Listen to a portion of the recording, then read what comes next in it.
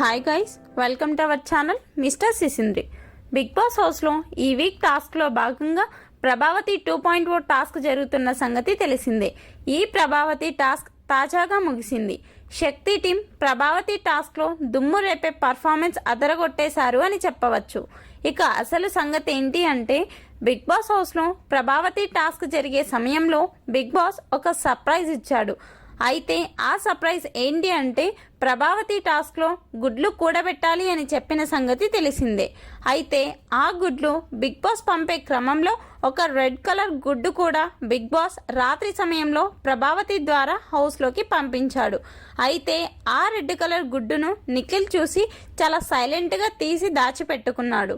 ఇక ప్రభావతి 2.0 టాస్క్ ముగిసిన తర్వాత బిగ్ బాస్ హౌస్లో ఉన్న కంటెస్టెంట్స్ను సోఫాలో కూర్చోమని చెప్పి బిగ్ బాస్ మాట్లాడుతూ, ప్రభావతి మీకు గుడ్లు ఇచ్చే సమయంలో ఒక స్పెషల్ గుడ్డు కూడా ఇచ్చింది. అదే రెడ్ కలర్ గుడ్డు.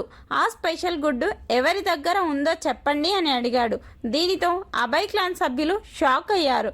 ఎందుకంటే రెడ్ కలర్ ఎగ్ కూడా ఒకటి వచ్చింది అని వారికి తెలీదు.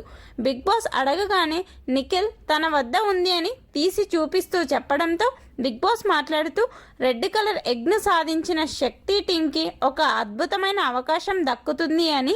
ఆ అద్భుతమైన అవకాశం ఏంటి అంటే, శక్తి టీంలో ఉన్న ఒకరు కొత్తగా చీఫ్ అయ్యే అవకాశం ఉందని నిఖిల్ తన క్లాన్తో మాట్లాడి ఎవరిని కొత్త చీఫ్గా ప్రకటిస్తారో చెప్పమని చెప్పాడు. అయితే ప్రభావతి టాస్క్లో చీఫ్గా ఫెయిల్ అయ్యాడు అంటూ అభయ్ను చీఫ్ పదవి నుండి బిగ్ బాస్ తీసేశాడు. చూడాలి మరి నిఖిల్ తన క్లాన్ సభ్యులలో ఎవరిని కొత్త చీఫ్గా ఎంపిక చేస్తాడో.